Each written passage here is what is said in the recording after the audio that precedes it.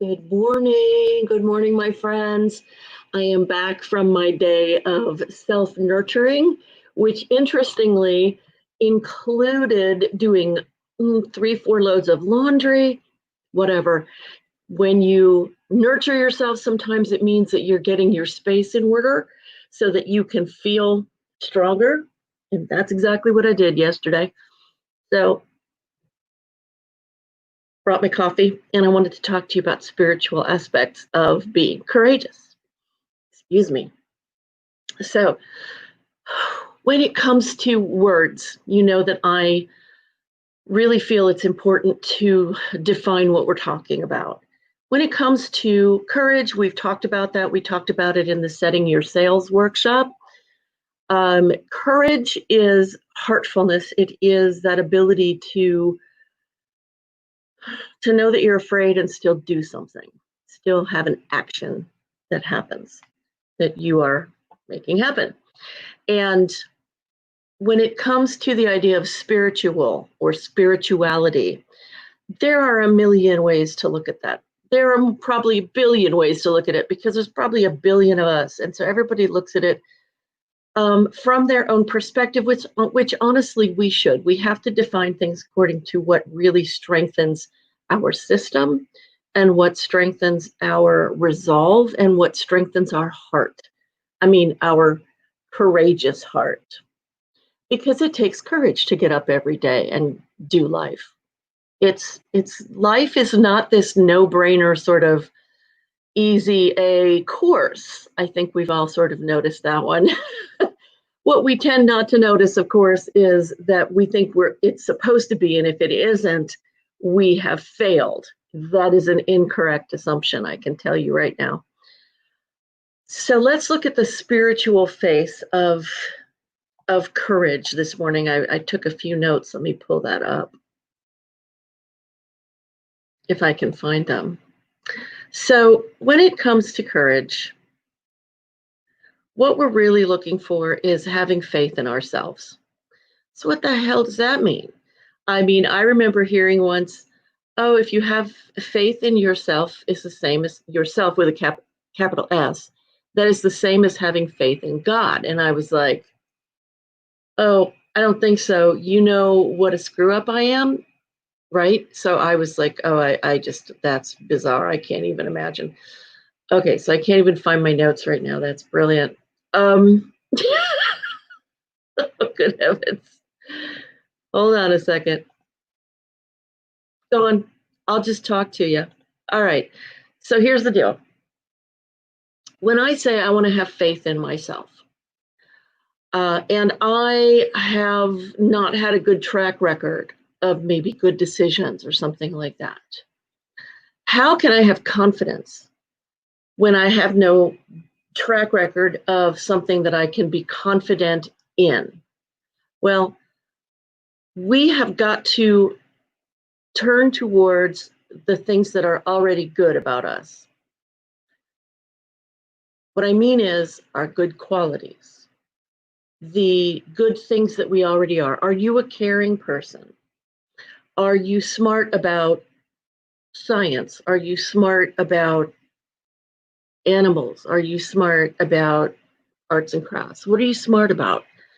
And once you know what you're smart about, which is really an easy one, you know what you're interested in, what you're attracted to, then you say to yourself, okay, and what is it about me that resonates with that thing? So to give you an example, I am an arts and crafts nut in certain ways. There are certain things that I just absolutely love about the arts, and there are certain things that I'll get sort of sucked into for a year at a time. Like for a while there, I was doing huge, enormous linen cross stitch things, and people were saying, oh my God, you're so patient.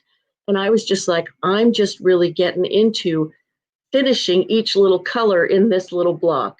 There's something about the orderliness of it. There was something about, there was a beginning and an end, and it was discrete, and it wasn't going to take the rest of my life. So I found out that I like order. I found out that I'm really good at applying myself to something, and that as long as I could see the 360 degrees of it, I was going to finish it. So I'm like, oh, I didn't realize that that was like part of who I am. That's part of my strength.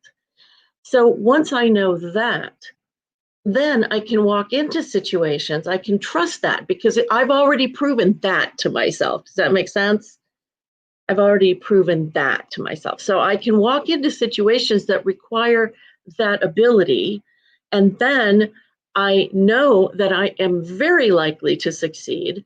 I go and I do it. And sure enough, I succeed because it's something that's already my strength. It's already my jam. So then I have confidence. That's like the easy way to walk into confidence. That's the less fear than more fear way to walk into confidence. And I highly recommend it. So what is it? So ask yourself, what is it that you love? What is it that you're good at? Just take a second, ask yourself that. Just one thing. And then ask yourself, what does that tell me about me? What does that pull on? What quality does it pull on? What strength does it pull on that is already here? So that this idea of having to figure out how to become courageous becomes a non-question because you will know that you already are in these certain ways that you're going to go out and apply yourself because those are the ways you already know you'll succeed. Hey, I like that. I like that. So that is how I connect spirituality to that is if I trust myself, I am trusting my qualities. I am trusting who I am. I am not having to take huge leaps of blind faith into something that I don't know. Because leaps of faith should not be leaps into the complete unknown. They just should not. There is something that you can base all of your leaps of faith on, and that is you. And that is intensely spiritual. Because if you are not the body, and you are this energetic being, then we've kind of got to make friends. Like, who is this person that is translated through this being called Lori? That is translated through this person named Jane or Keith or whoever. Who is this being? What are the strengths that are brought forth? It's an amazing thing to start basing your sense of self-worth on who you are instead of on what you've done. This is tricky. This is a little tricky given what I just said, but listen to this. So you're now basing your confidence on the parts of you that you already know are strong. I already know I am a creative person. I already know I like order in terms of being able to do things in discrete chunks and see the completion and then feel good because I feel strengthened because I just finished this thing and now I'm going to finish the next part and I'm just going to keep going because I know if I keep going, I'll be done and I'll feel like a badass. All right. And I feel confident. And if I do that and I base my self-worth on my ability to be who I am in that way, rather than the who I am, did I make it to VP of sales? Or did I make enough money last year that I could say I'm really proud of myself? Or did I not make any money last year or whatever? Instead of basing it on that, if we base it on us, the next thing that comes is we've then done something amazing. We've proven to ourselves that we are that strength we already knew we were. And what follows is that external success that gives you that extra boost of confidence. But the external is not where you start. The external is the second part that speaks to you. The first part of your confidence comes from looking at what do I do that I love? Not just in work, not just in work. You may have a job you hate. So what do you love to do? And what does that describe and reveal about the qualities of you? And after that, as you step into things that you already know are likely to work because you are doing you, then you will see the external results and then you will feel even more confident it is kind of a no-fail situation, and we like that. I hope you have a beautiful Tuesday. I'm going to be making some announcements this week about a workshop that I'm launching and also a challenge. So stay tuned, my loves. Bye.